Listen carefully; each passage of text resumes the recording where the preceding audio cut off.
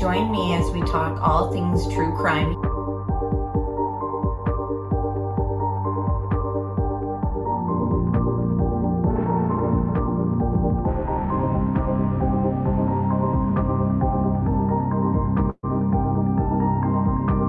Made contact and shattered.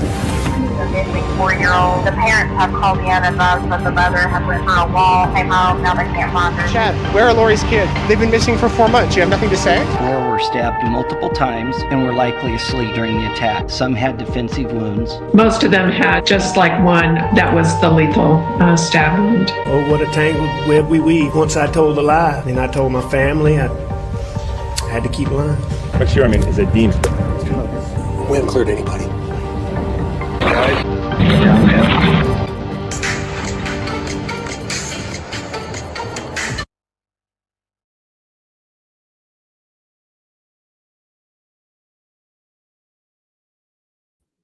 Hey everyone, thank you so much for being here for another ATS News live stream. We've got a lot to go through. A lot has been happening in the true crime world, as you guys have probably seen or know of the Brian Walsh trial that is coming up. There's just a lot to talk about. So I really appreciate you guys being here. I hope you guys had a good Thanksgiving for those who celebrated in the US. And just wanted to say that I'm very thankful for all my supporters, subscribers, moderators, members. You guys are just awesome for always supporting me no matter what time I've chosen to go live. We've done morning lives, evening during the weeks, and now we're on weekends. Everything will probably shift again. Just don't know when, but stay tuned. And yeah, I'm going to have some videos coming out too. I may be working on a Karen Reed documentary. If you guys are interested in that, let me know. Hey, Pointer Lover, Melanie, Shay, that one girl, Melly, good to see you. So Melly, I wasn't able to click on it, but I saw earlier that you were live on Brian Walsh. So I'm glad that there's a channel for me to go through during the week when I'm not able to go live and when his trial is going on. That will give me some good, accurate information. And guys, check out Melly if you haven't. She's just really down to earth and just a real genuine person, which is hard to find on YouTube. Speaking of which, Johnny handing out some tea for everyone. And thank you so much, Jay. Jay, of course, was invited. So was Alex Erickson. And just happy to have you guys here in chat. There is some stuff to go through that Jay wasn't completely familiar with. So I'm happy actually that he's in chat and I can kind of catch him up on some of this stuff because some of it's just wild. So give me a second to share my screen. Let's start with, there is some stuff too that I wanted to touch that I wasn't able to fit in the thumbnail. So stay tuned and we'll talk about some other things too that's going on in true crime. But thank you so much for gifting the membership, Jay. Yeah, we're happy to have all my mods and hanging out. Like I said, I hope you guys had a good holiday. All right, so Brian Walsh, his wife, Anna Walsh. It's a very interesting case. What I also find interesting about the Brian Walsh case is it's another Massachusetts case. So for those who have followed Karen Reed, you're definitely going to see a familiar name and face while following this Brian Walsh case. And that is going to be Trooper Proctor. I believe he was the lead detective on Brian's case as well, handled some of his phone information. Let me just share my screen of Brian. I think I'm going to play... I'm going to go through notes, but I'm also going to play stuff. Hang on. Give you guys a visual of what these guys look like. Brian and Anna. So I assume Brian's defense, because of all the horrible information that came out about Trooper Proctor in the Karen Reed case that ended up being, very devastating to the Commonwealth's credibility and integrity when it came to their lead detective on the case that they were, trying to try. Hang on. So I'm certain that Brian's defense will obviously use to their advantage the fact that Trooper Proctor had some very questionable behavior, so much so that he, of course, was actually let go from the Massachusetts State Police. So it's unfortunate. The reason why I think it's unfortunate because for many reasons, not even just Karen Reed's case, but because from whatever I've seen on Brian Walsh, this is him and his wife. It's not looking good. Of course, innocent until proven guilty. But for anyone who's kind of been following this, there seems to be some damning evidence against him, especially related to his internet searches. And he does have sort of a shifty background. He was facing fraudulent charges in reference to selling fake artwork. Like apparently he was selling like fake Andy Warhol paintings. So there's just a lot of stuff that kind of led up to this Brian Walsh situation and the death of Anna Walsh.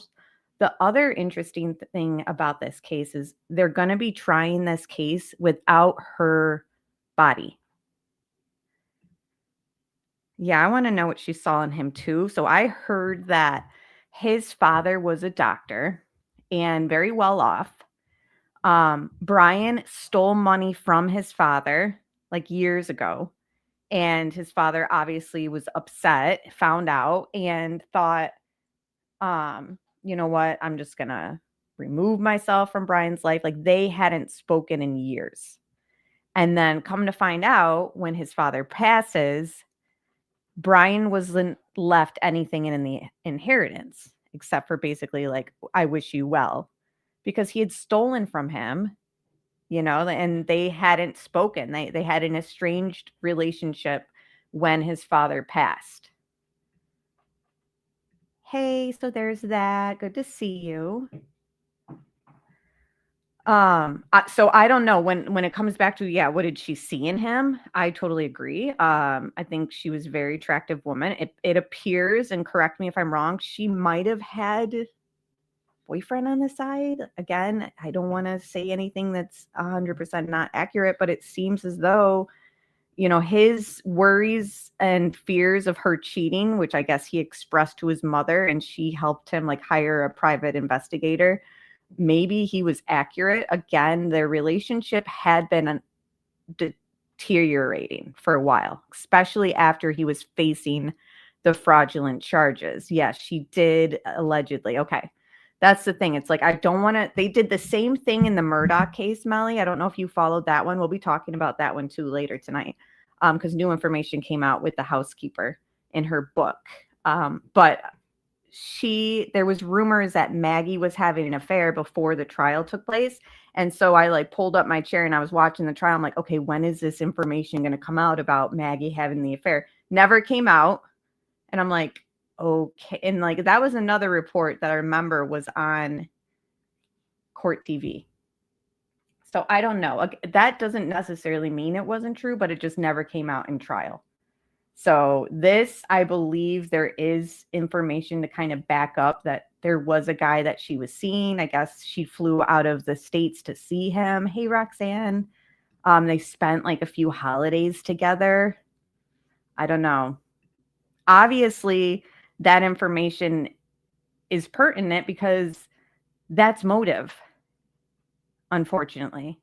Like besides the fact that they were facing some financial issues and probably other issues too, it appears that, you know, she was talking to somebody. So let's watch this little, we're going to kind of bounce from this segment of a background information on the case and my own notes, okay?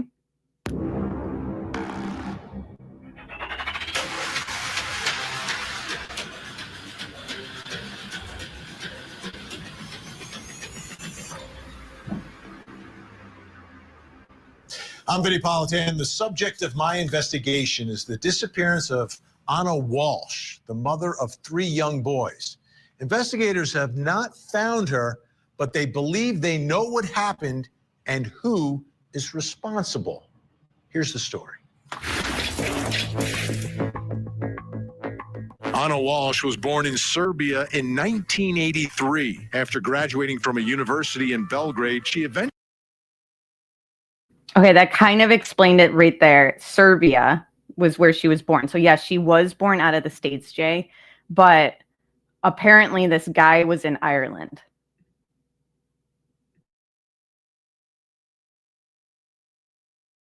Eventually moved to the United States in 2005. She became a dual citizen. Anna worked in the hospitality industry at various hotels, and it was at one of those hotels where she met Brian Walsh. In 2016, Brian and Anna got married and started a family. Together, they were raising 3 young boys. In 2022, Anna obtained a position with a real estate company, which forced her to split time between her home with her family in Massachusetts and Washington, D.C.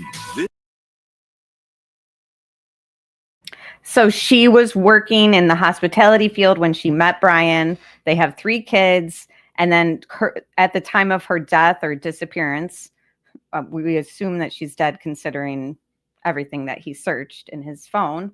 But she was a general manager at a real estate brokerage, I believe, and really successful in that.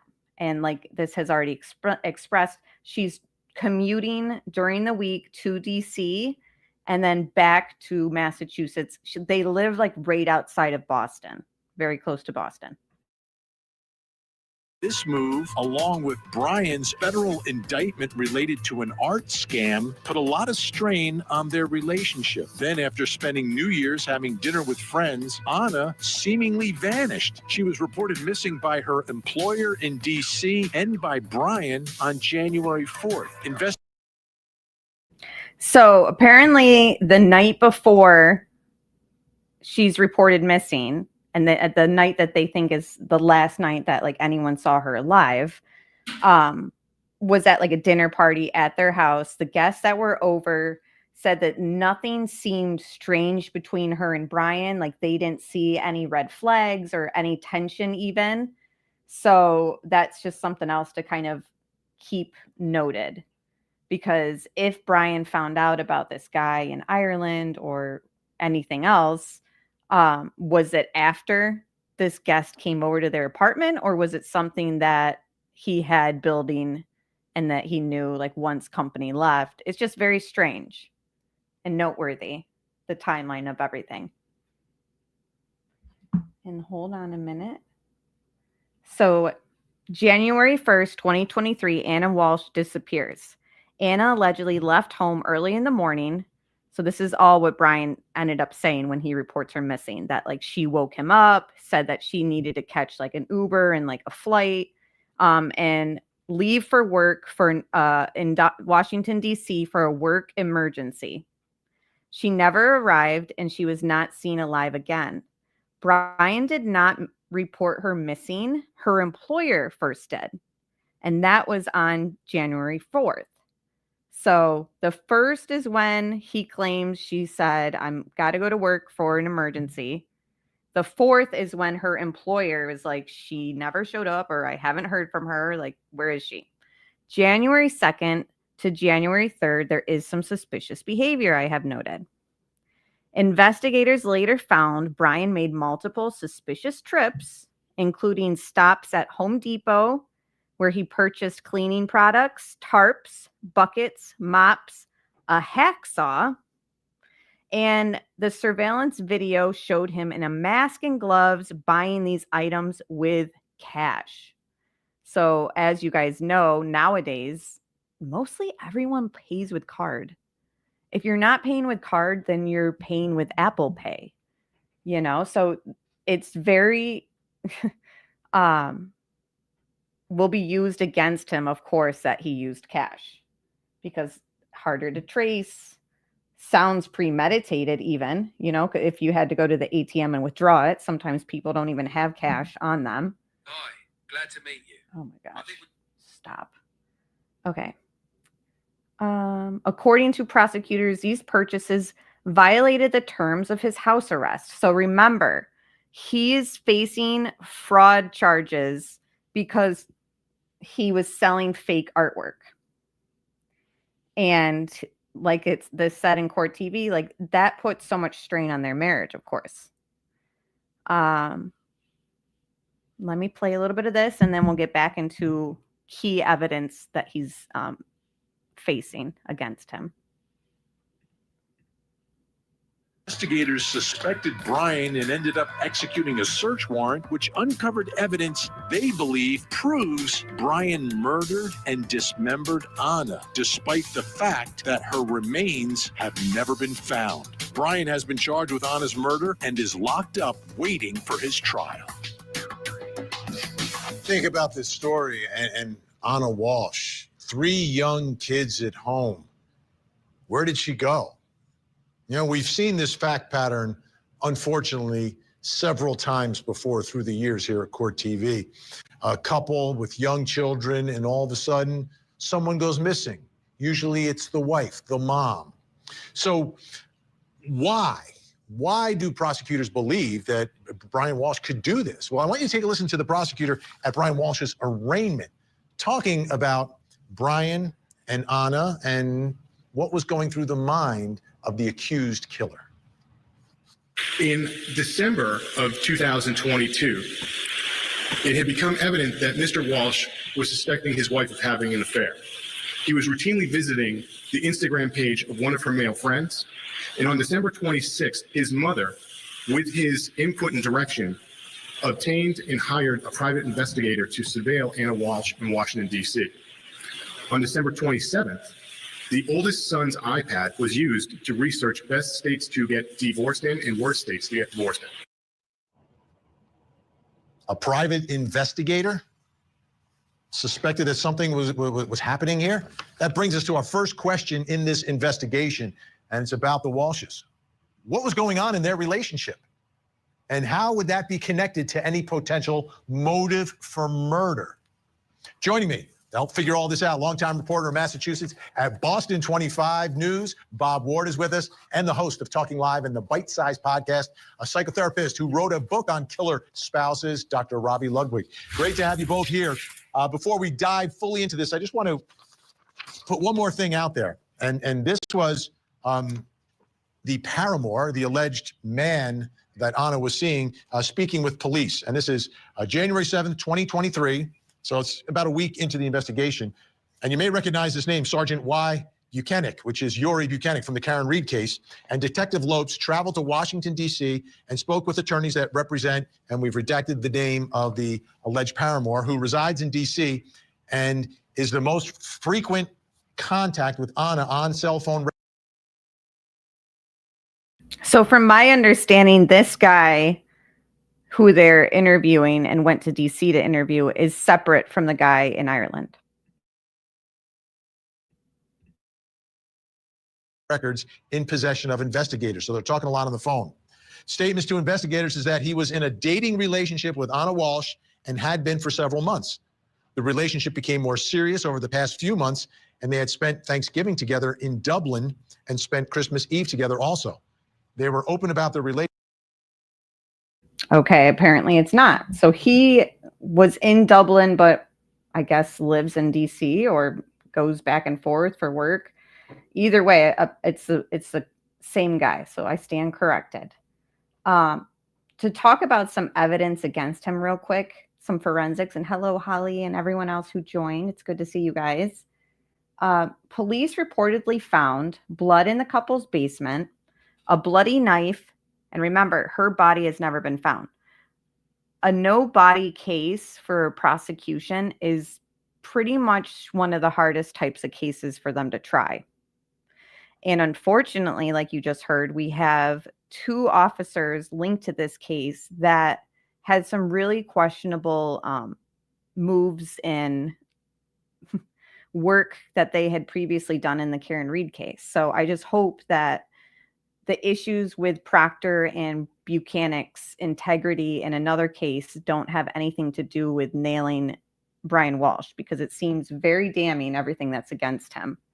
And a lot of people are worried about that, you know, and that's the problem. If you are an officer and in one case you're tied to rumors of planted taillights at the scene, and And then in another case, you want to nail the guy who you're investigating. Like, it's just unfortunate. And you know that bad history in that case, Karen Reed, is going to follow Buchanan and Proctor in this Brian Walsh case.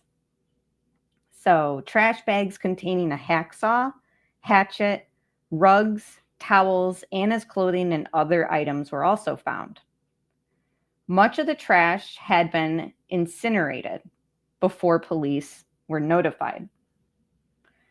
The disturbing Google searches consist of, says prosecutors say, Walsh's son's iPad and family devices showed searches the morning of January 1st, including how long before a body starts to smell. So that's the morning that he claims she woke him up and said that she had to go to work for a work emergency, January 1st. 10 ways to dispose of a body if you really need to. Can you be charged with murder without a body? And more than a dozen similar searches, many time-stamped within minutes of each other. Anna's phone and travel records show her phone pinged near the family home on January 1st and the 2nd. So there were no airline or train bookings, which contradicts the work trip that Brian said that she woke him up and said that she needed to go and attend to, which was an emergency. So there's nothing that links her being alive, buying plane tickets or train tickets, etc. There's no digital activity or sightings of Anna after January 1st. Okay. So he is pled guilty to some of his charges, but not to the first-degree murder. So in case you saw headlines talking about him and saying that he pled guilty, he did to, I believe, obstruction of justice, improper transport of a body. But the murder trial that we'll be watching and recapping, and I know other channels will be watching it too. I'm curious, Alex, are you going to cover it as well?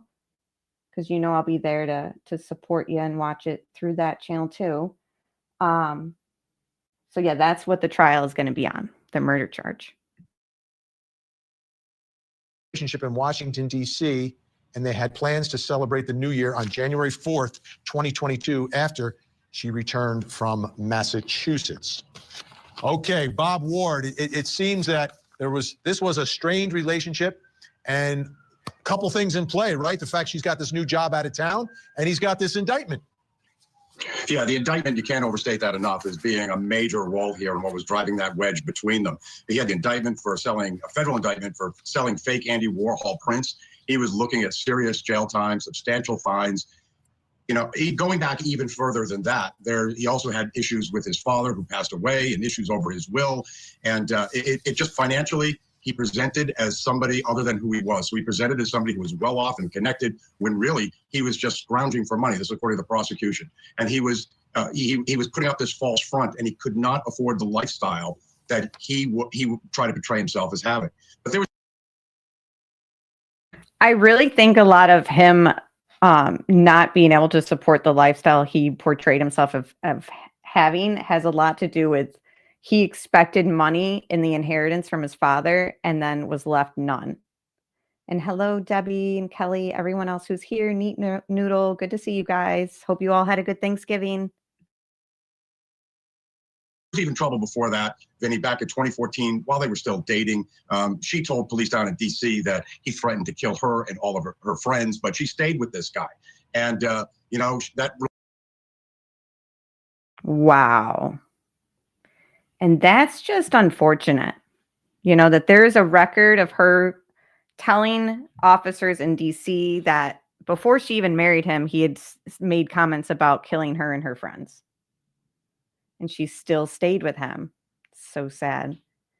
Yes, I think it was the affair and the financial disputes that are the motives. Makes sense. I mean, the affair, those are the two main reasons why people get divorced. Of course, they lead to worse things too. This case kind of reminds me of Suzanne Morphew too. Do you guys get that vibe kind of? Like not 100%, but Relationship may have been open down in D.C., but it certainly was not up here in Massachusetts, where he was on house arrest, waiting sentencing for that federal case. And in December he of does look scary. 2022, he caught wind of what was really going on, and that sent all these events in motion. All right, Dr. Robbie Ludwig, let's talk about this and how it could be connected to a potential motive. What goes through the minds of a spouse, of a husband, of a father?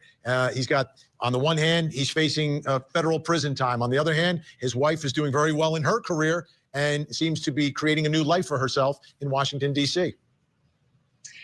Well, clearly Brian was a person who did not feel good about himself, had a very abusive history, and felt like who he was not good enough. So he meets this woman, he convinces her that he's the successful guy, and over time, his wife finds out who he really is. Somebody who is not wealthy, not successful, and has a hard time actually making a legitimate living, and she finds somebody else. And what we know about abusive relationships, when a woman plans to leave, that it triggers something within the husband where a husband can become homicidal. They're dependent on the wife, but they don't want that wife to live if they are not going to choose them. And it sounds like that's what happened here.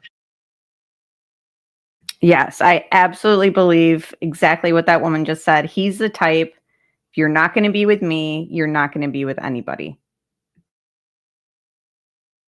The wife was moving on. He knew it. He knew his life was falling apart. And this is what he did in order to both punish her, most likely, allegedly, and also to get some money, which he was in desperate need of. I want to put this up on the screen as well. Anna's good friend also spoke with police. Here's from the report. Investigators spoke with Anna's friend, name redacted, and learned that the marriage between Anna and Brian was strained. Anna was planning on having the kids live with her in Washington, D.C. Anna had reportedly given some sort of ultimatum to Brian about the resolution of his criminal case with the federal government and wanted the kids to be with her. When investigators viewed Anna's residence in Washington, D.C., they observed it to be ready for the kids to move there with clothes and other items available. So, Dr. Robbie, it seems like this is exactly what you're talking about. This is the moment where she has made all the preparations to leave him, physically go to another state and relocate the children with her and start some sort of a new life without him, because on the one hand, he's going to prison for the scam that he was running. And on the other hand, she doesn't want to be with him anymore.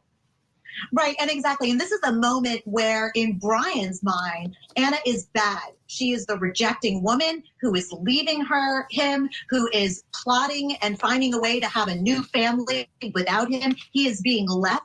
And that is just unacceptable. And the rage that he feels for Anna treating him the way he feels that he really is, this worthless guy who isn't worthy of a relationship. So instead of taking responsibility and owning that, he kills the woman who has found him out to be, a loser, basically, and has chosen another man and chosen, to raise his family with somebody else. That was just an unacceptable scenario in his mind.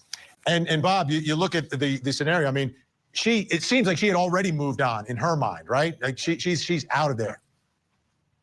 Yeah, it does look like she was out of there. She was making her plans. She had a new place to live. She had a new guy to spend her life with. She knew she was going to take the kids somewhere else. But I think there's also evidence that Brian was not aware of this. In the days before the murder took place, he starts Googling those questions about divorce. But what I'm thinking about is, what I always have a hard time wrapping my head around, is that party, that New Year's Eve party. The police found in the dining room, they found a box for a champagne bottle, where Anna wrote a message to Brian and said, "This year is going to be our greatest year." So word to that effect. "I love you. Everything's going to be great in the new year. Let's make things better." So she had not had that, I don't think, had that conversation with him that she was going to leave. So, it's, you kind of wonder. She was getting things ready, but there was no date for sentencing yet. In fact, he was only sentenced this year, and he got. And that tip of information about having that little note for Brian found at the scene after their dinner party, that this is our year, blah, blah, blah. That kind of means, so when the guest said he didn't notice any red flags between them, like they hadn't had their explosion or any type of argument. Like she might have just been playing it off, like, let me tiptoe around him, make my escape secretly. She knew that she was talking to, somebody else. Those are just the facts. It's not victim shaming if you're stating facts. And I think that in a lot of DV situations, you have to leave carefully. You have to make your moves accordingly. And she might have just wanted to make him feel safe while she was still kind of preparing. Like, eventually, I think this is done. I think I am gonna leave. And she never made it to that. I don't know what happened in between him reading that note that, this is our year, etc., and her winding up missing. 3 years. He has to pay, I think, $475,000 in restitution. So there was still time. So it's going to be interesting when this trial takes place to find out what that dynamic was, what happened at that New Year's Eve party in the hours before she disappeared. Absolutely crucial. All right. So Okay, we have a lot to discuss, guys, so we have to move on to the next case. And we pretty much covered the evidence that he's facing. Of course, we will find out more at the trial. So we'll be following the highlights in that trial for sure. So I look forward to discussing Brian Walsh and getting justice for Anna Walsh. So let's talk about Rebecca Park. Do you guys know this case? It's kind of happened quickly. So she was reported missing in the beginning of November. Just looking at my notes, guys. This is the picture of her. It's a bigger picture on the left. So on the left side of the screen. And obviously you can see the words right under her picture. Rebecca Park found the latest in the search for missing 22-year-old Michigan mother. So she was pregnant. She was 38 weeks pregnant. Hold on.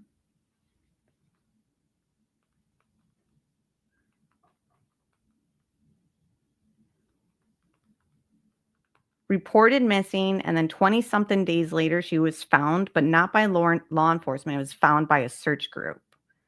So who was she? She was Rebecca Becky Park, a woman from the U.S. I believe she lived in Michigan. And she was pregnant at the time of her death. What is so crazy about this one, guys, is she's been found, but the baby has not. Hi, Carolina. You have been keeping a close eye on it? On the Rebecca one? Yeah, it is terrible. It's like, I was just dumbfounded. So where is the baby? Is the baby okay? That's where we're at right now, because at the time of this live stream, this one, oh, really? I know this one because I live in Michigan, 3 hours from you. Oh my gosh. Yeah. We haven't gotten much information. I'll play you like the presser. It's only like 4 minutes long. But yeah, we don't know where the baby is and what shape the baby is in. Circumstances of her death. It says Rebecca was found unresponsive, under unclear circumstances. She was several months pregnant. I told you guys 38 weeks, which made the situation even more alarming for her family. The early explanation presented to the public was inconsistent with what relatives observed and believed. Her family strongly disputed the idea that her death was natural or accidental. So why the case gained attention? Conflicting accounts. Family members reported that the physical condition she was found in did not match the official explanation. Certain injuries or marks were not adequately explained.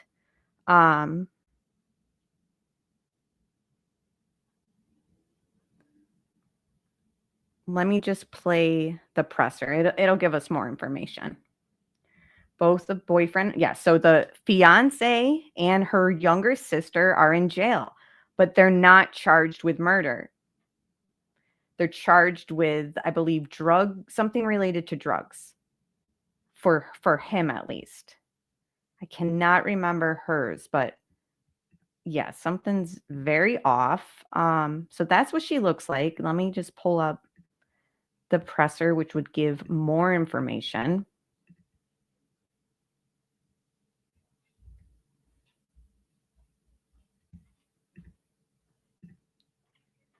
hold on. This is the family speaking, fiance. Telling myself every minute that she's gonna be found. Her and the little man are gonna be safe, okay. Having problems sleeping because for the last 2 years, every night, she's the one I was laying in bed next to. So, of course, this is before his arrest on drug charges. The night she left, I tried to call her a few times because I didn't get no messages, call from her, nothing. And it's just not like her because we're together 99% of the time. When we're not, you can ask anybody. We're always on our phones messaging each other. I know that Rebecca don't go nowhere by herself. I know that me and Rebecca and Paige have had a thing in mind for at least 6 years now, that if something was to go wrong, we have Rebecca's okay to call the cops and have them come look for her. It's like, Mom, hold up. I got somebody coming. I'm like, what do you mean you got?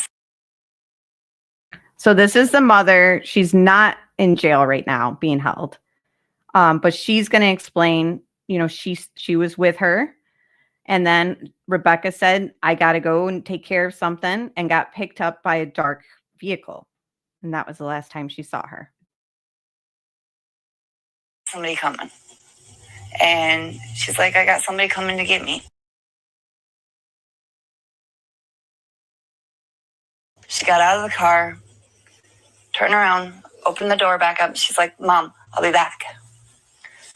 And she got in the car. They crept up by my truck real slow. And by the time they got to the front of my truck, they took off. The detective is coming out today, and we are going to go through all the tips that have come in, what he thinks he should chase down, and what he just thinks he should disregard.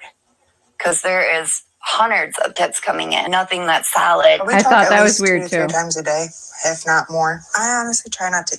Yeah, I thought that was weird too. Like, we have something in place that if we need to, we've got the okay to call the cops. Like, I want more information about that. Like, was there a history of something with the fiance maybe, or? Think about what happened. I mean, she's disappeared before, but someone always knew where she was. And it was usually me hiding her. It bugs me every day. I'm losing sleep. Around this same time, it was confirmed that Rebecca had received about $2,000 in inheritance money.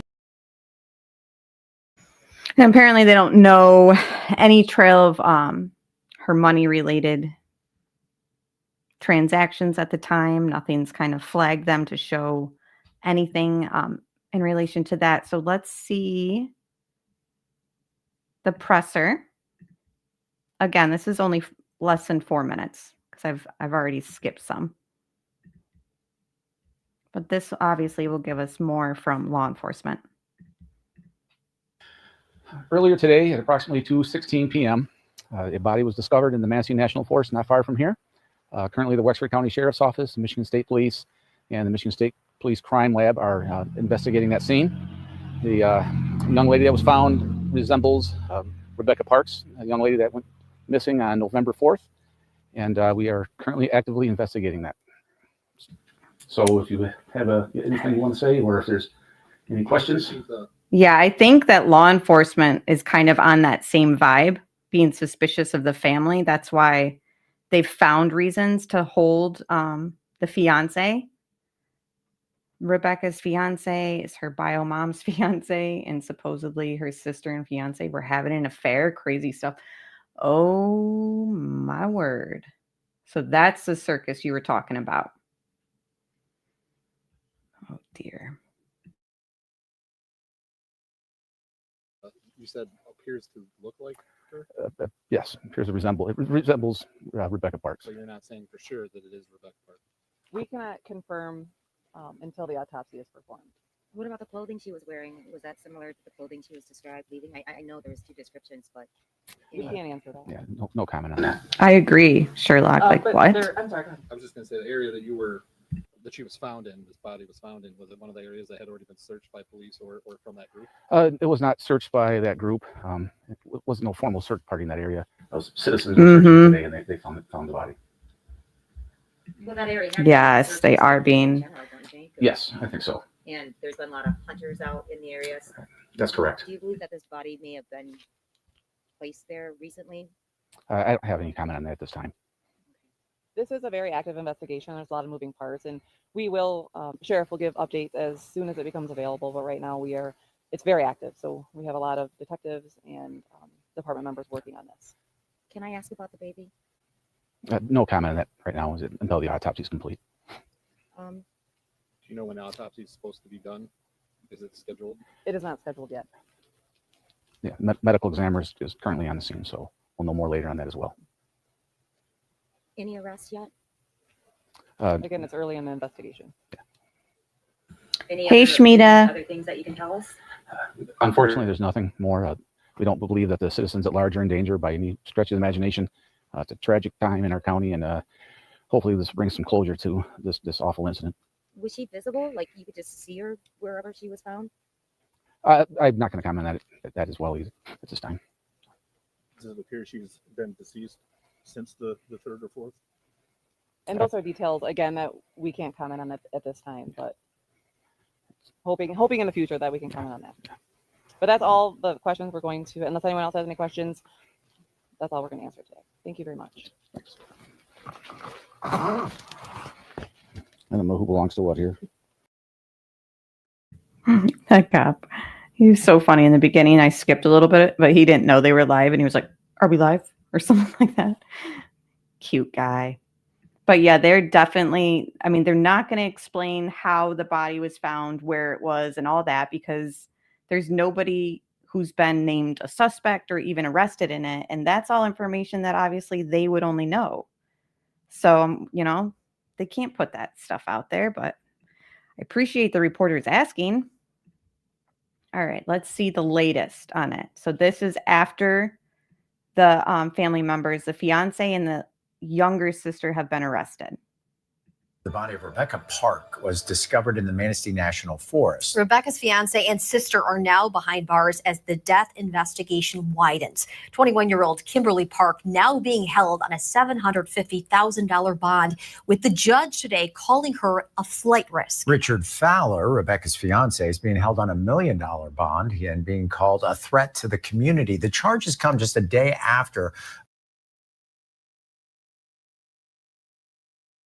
Okay, hold on. I want to rewind it and pause it on that fiance and the information. So,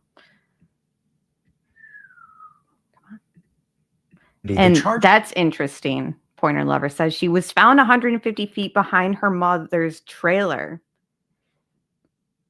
What an area that was searched prior to her discovery. So that kind of explains why the reporter might have been asking those questions at the presser, because there's been a lot of stuff flying around social media already about all this, right, guys? So 2 counts of delivering meth, possible 20-year sentence, and he's being held on bond. Yeah, and I, like we were saying earlier, I think they're probably going to wait on results from the medical examiner. Again, she was pregnant. The baby is missing.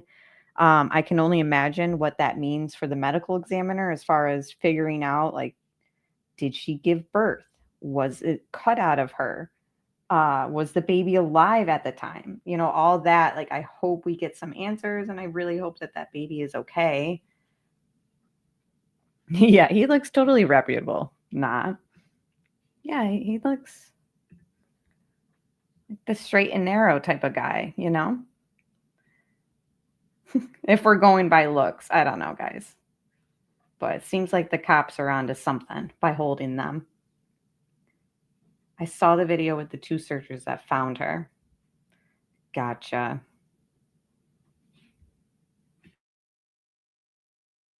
Just come just a day after a body resembling Park was discovered by searchers in the Manistee National Forest, with police, as we showed you last night at 5 o'clock, descending on that Boone Township property, making a series then of I arrests. agree, Sherlock. Investigators telling us they can't confirm if it is in fact Park until an autopsy is performed. nor can they comment on the status of Rebecca's baby. Yeah, we want to get right to Up North Live's Tony Lundy, following this story for weeks and live tonight from the Wexford District Court with the latest on this case and reaction from Rebecca's adoptive mother. Well, Mark, Stephanie Park was inside the courthouse that's right behind me today to see both Rebecca's own sister and her fiance face a judge and charges related to her disappearance, but neither of them faces a charge directly related to her death yet. We are told the investigation continues, so additionally charges could come. But for now, Kimberly Park is charged with tampering with evidence, lying to police, and filing a false report. Rebecca's fiance. I don't think those ones are ready, Sherlock, because I looked around before we went live, but that was maybe around 6 o'clock. But so she's being charged with tampering with evidence. That's never good. Lying to police. Also never good. What is going on? Yeah, we need to know where the baby is.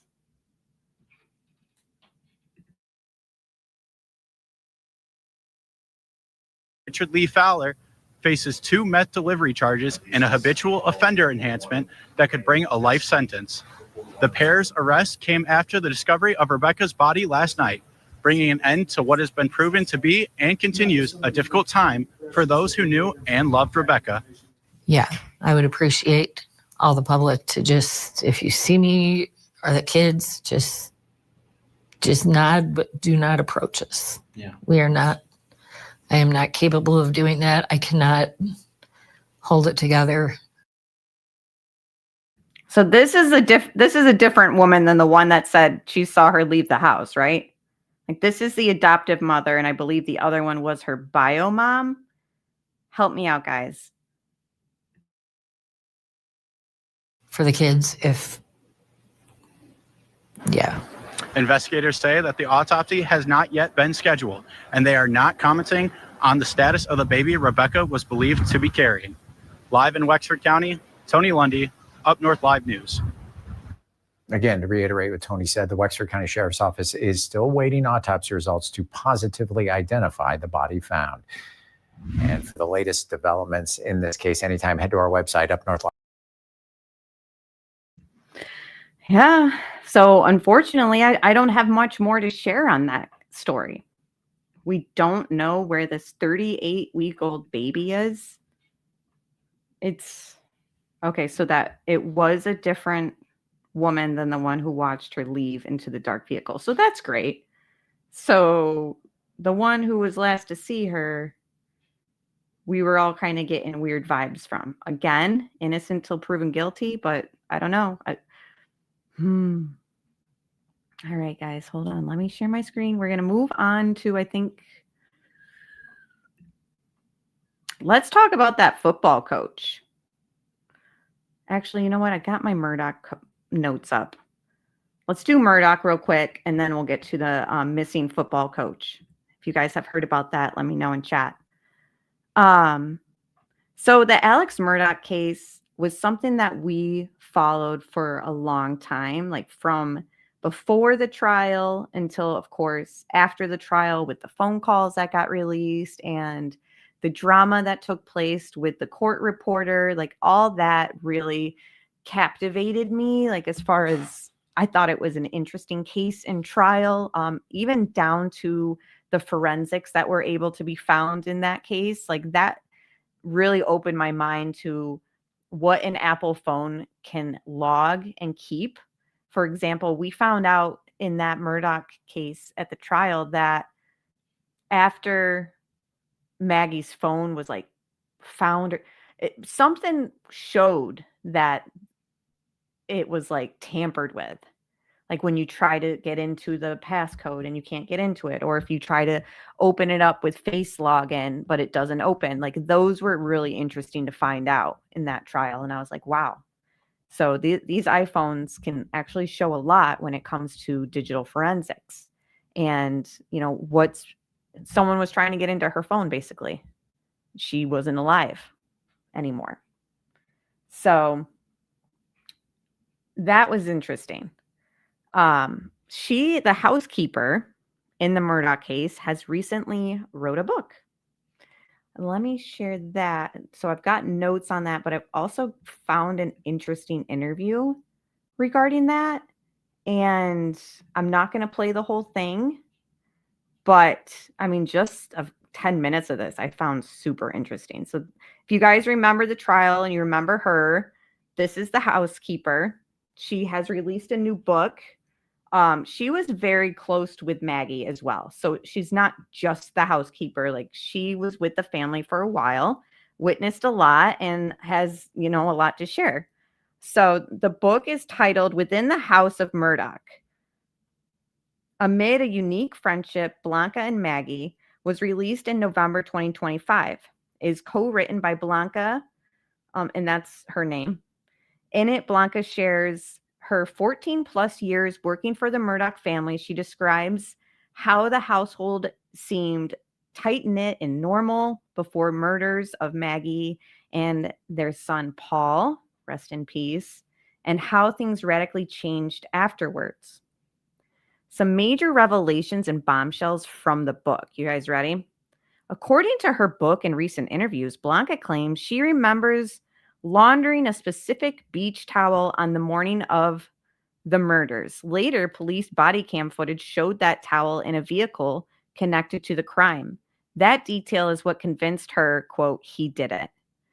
On returning to clean the house after the killings, she noticed oddities and things and how they were arranged.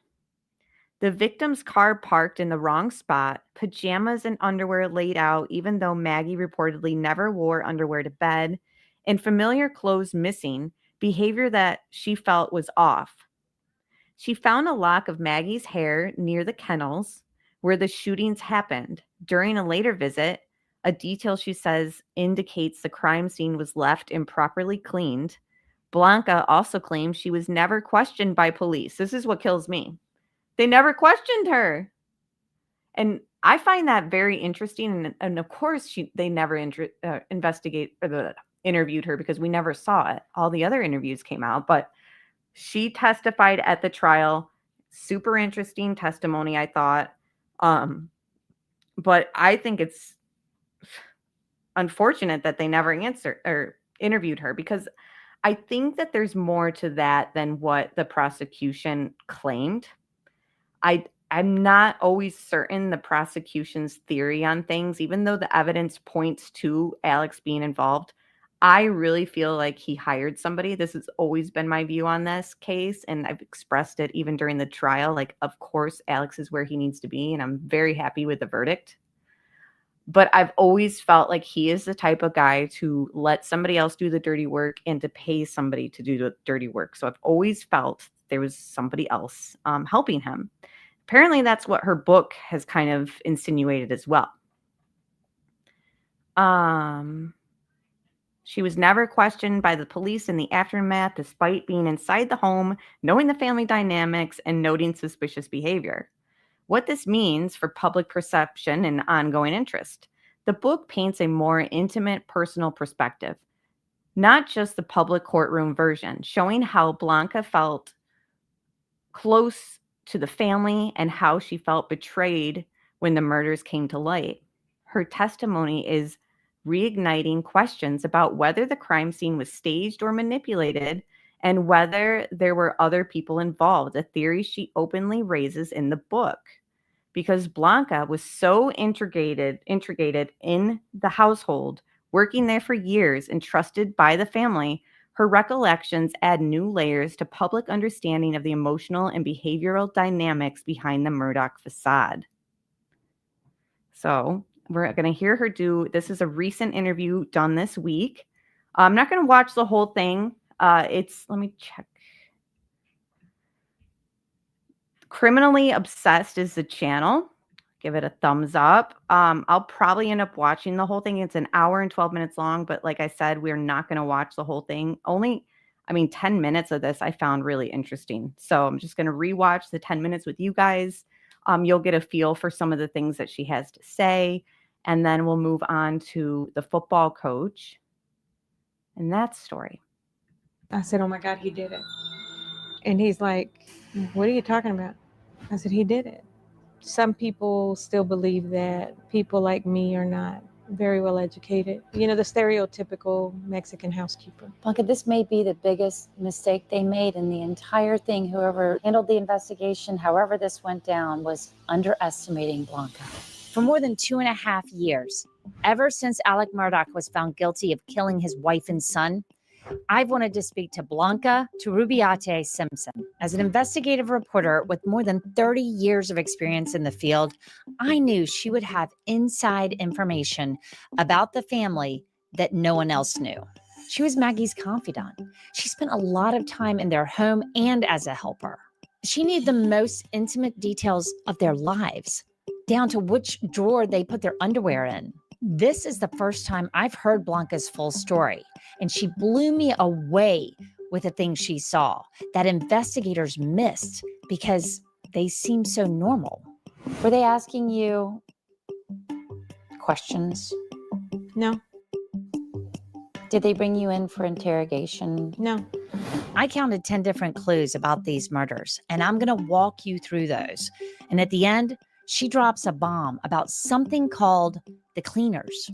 Why did investigators dismiss the things that Blanca noticed or witnessed? This is a mother with military training. She also interrogated gangs in the prison system. She just wrote a book called Within the House of Murdaugh. Remember that aspect about it? She talked about it in her testimony. She was in the military. She wasn't just in, like, she said it herself. She was treated by law enforcement as, you know, the stereotypical Hispanic housekeeper who doesn't know what's going on, and they didn't bother getting a statement from her. But she revealed to me several things that aren't even in the book. It was as if she was witnessing them play out in front of her again after cataloging them in her mind. I asked her, when did she notice a change in Alec? I noticed the drastic change 2 months, about 2 months before is when you could see a big change in him.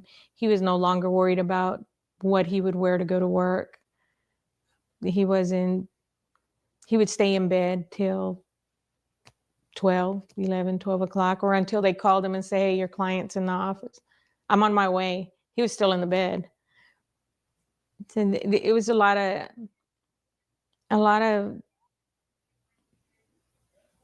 behavioral changes that he had that I really was not, you know, so I just figured, well, maybe he doesn't have a case right now. So, you know, he doesn't have to go in, or, Yeah, you're just taking it easy. you know, just, yeah. And he had a lot of stuff going on with his dad too. And he was spending a lot of time with his dad at the hospital. Because he was so sick.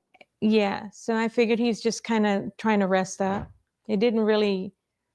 Blanca, the pills, did you know that there was something going on with him and pain pills? Yes.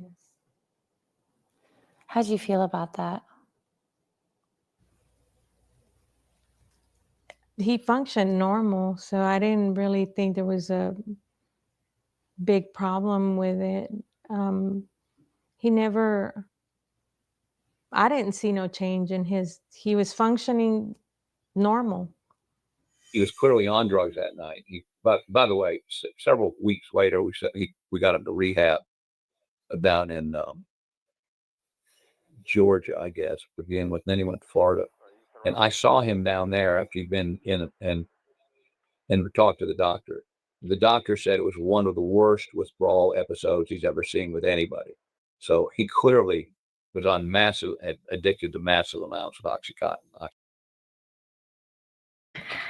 I feel like his lawyers really tried to overstate his drug usage and all that. Like, do I believe he had a problem? Yeah, but they're trying to act like that's where all his money was kind of put to. And it seems to me like there's money that's just missing, unaccounted for. And a lot of people have theorized that, you know, they've buried it and hid it places. I don't know. But I thought that was interesting. And I'm sure her book is interesting as well. Especially since she sort of believes that there was more people involved. And that's something that I always kind of felt as well. So when I found that out, I was like, well, this woman had very close, you know, contact with this whole family and this situation and the crime scene. So if she's feeling this way, then maybe my hunch or theory is more accurate than what was explained at trial. But like I said, I do believe that Alex Murdaugh is where he needs to be, and happy that he's suffering in prison the rest of his life. So a full overview of Travis Turner case.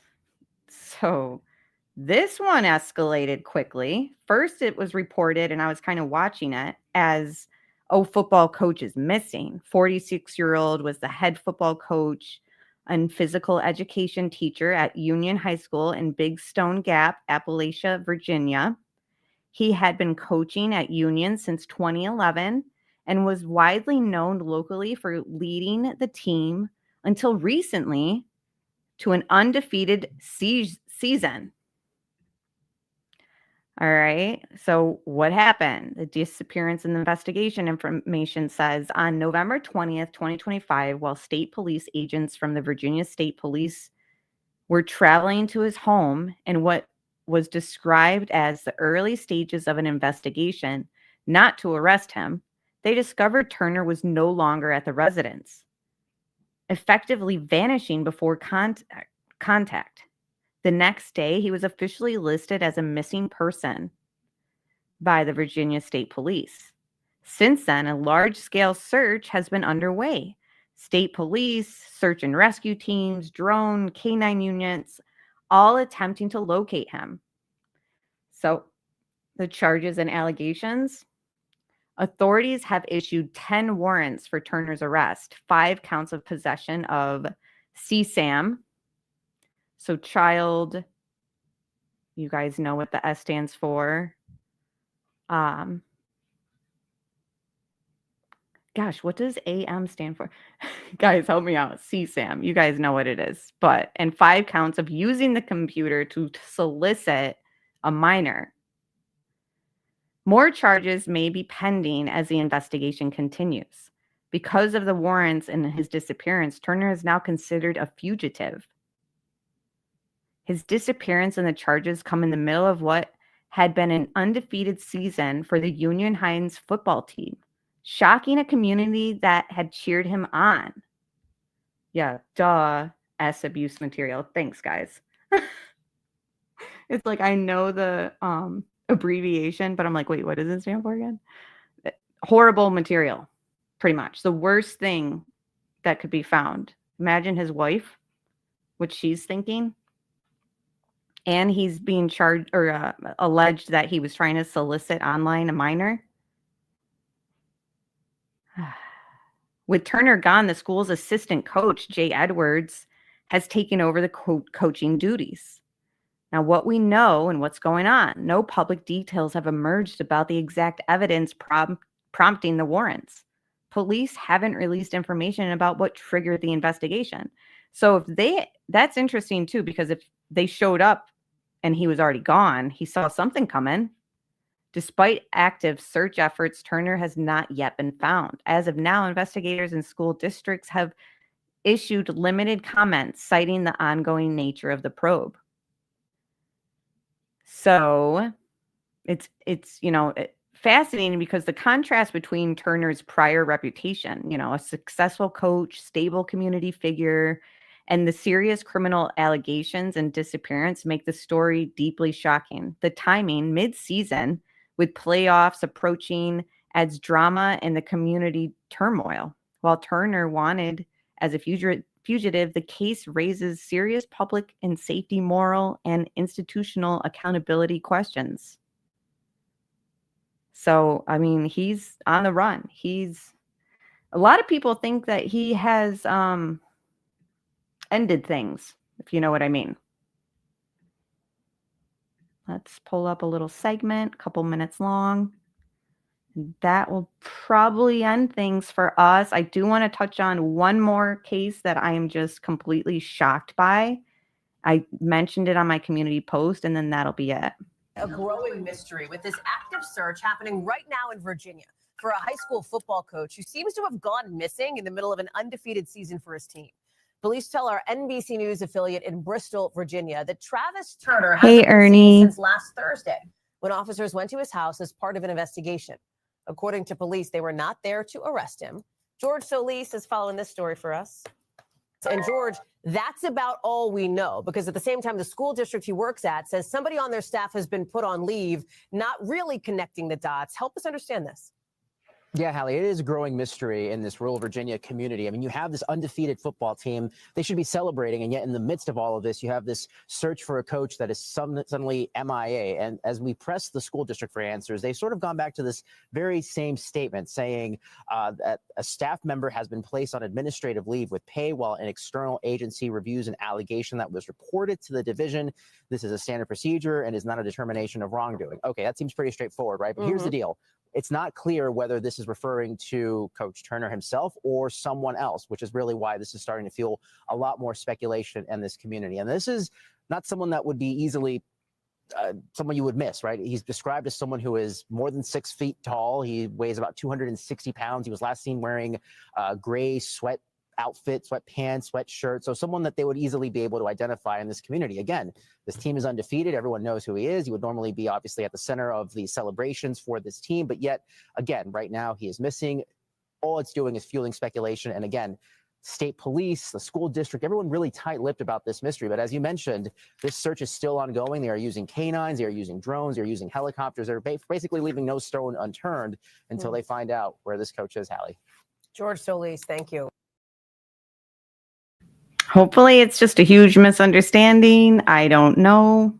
I don't see why he would run and vanish if that's the case, but Sherlock, I did not see that yet. I'm hoping to do a recap update stream and just a hangout session tomorrow night on Hidden True Crime, Lauren Matthias. So if Kresha has posted an update, I'll have to check that out and be up to speed on things before we go live tomorrow. What did she say? Can you sum it up at all? Have you seen Kresha's video statement yet? I have not. I will definitely get caught up. I'll get caught up before our hangout tomorrow night. So yeah, I just wanted to mention this one because it really blows my mind. Christopher Schultz. Do you guys remember this guy? You remember him? The Arizona father, stay-at-home dad, left the 2-year-old in the car. Come to find out it was something that he had done quite frequently. Hold on, I can share.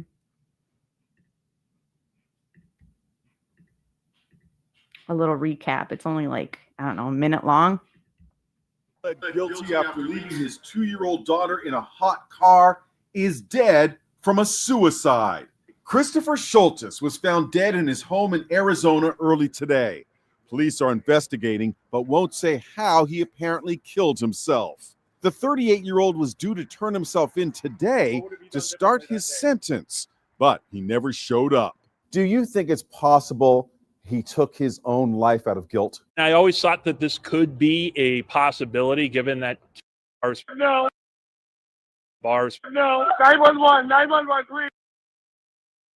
Okay, so since this has aired, it was found out how he ended things. Carbon monoxide poisoning. I believe they found him in the garage. And I don't think that he did it over guilt. I'll tell you why I think he did it, which was new development that came out like this week.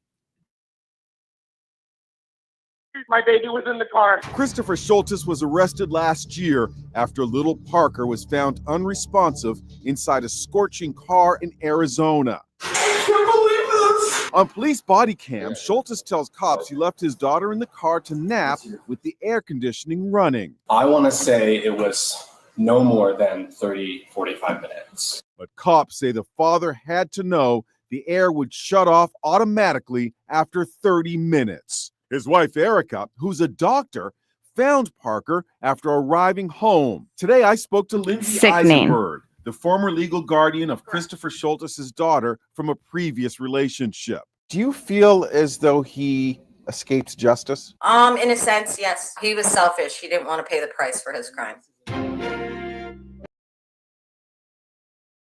And I agree. The fact that he was facing prison was why he did it, not because of what he did to his daughter, because that was in 2024.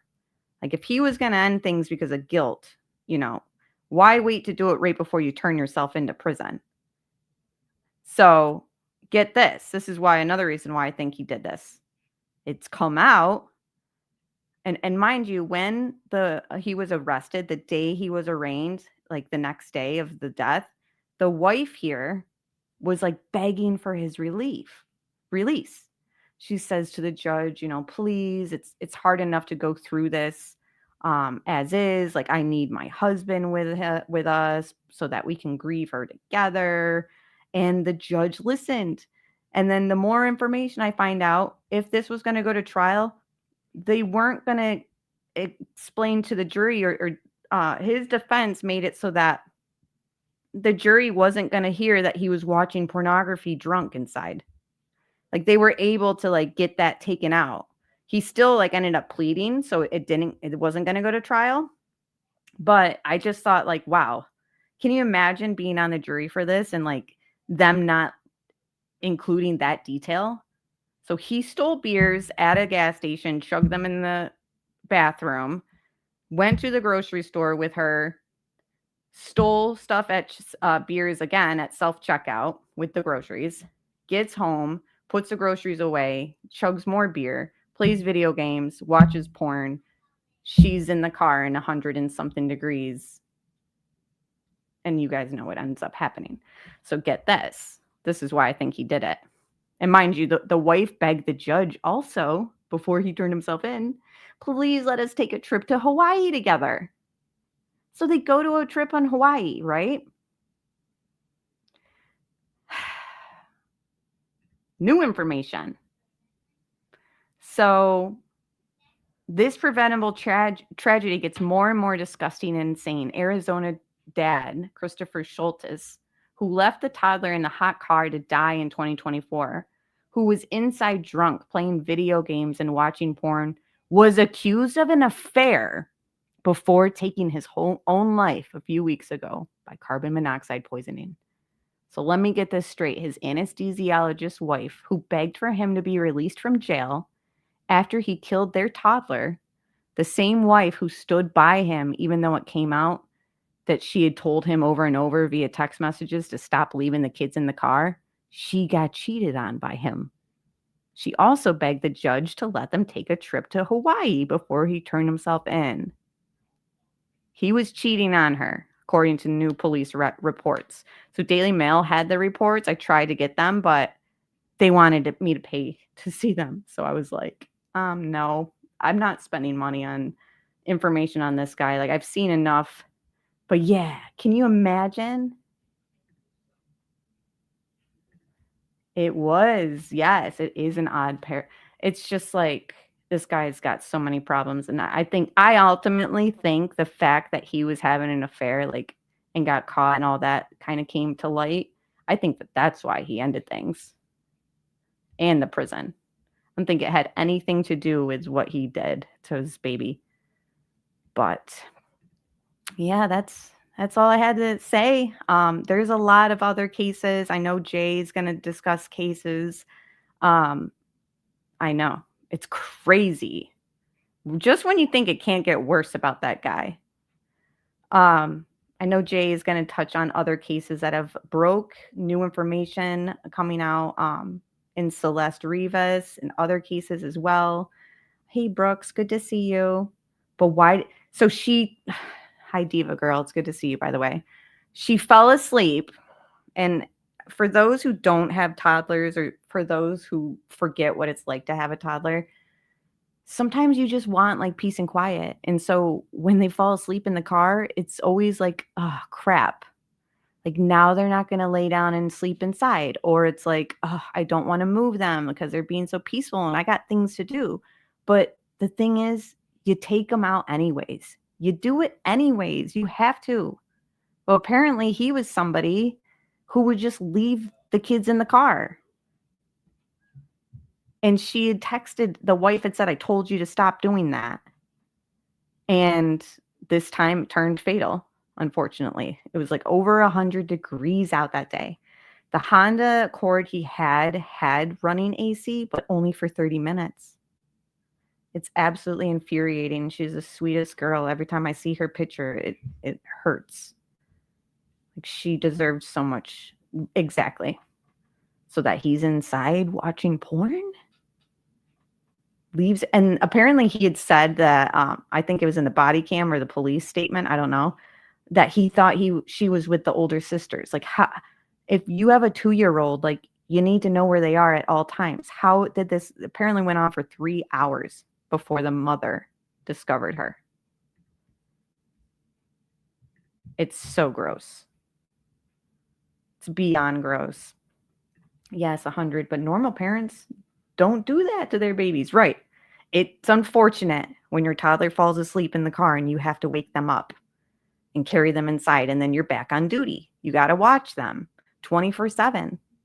If they're not sleeping, like, you're watching your 2-year-old. It's very draining, but he was a stay-at-home dad. That's your only job. It makes me so sick. Yeah, it was 3 hours, and he, like, lied to police at first and said that it was only, like, 30 minutes or something like that. Lied to the wife, told her it was a shorter amount of time. And that just goes to show how buzzed, drunk, I don't know. I mean, he was drinking more at home. Did 3 hours go by and you really were like, oh shit, where's my 2-year-old?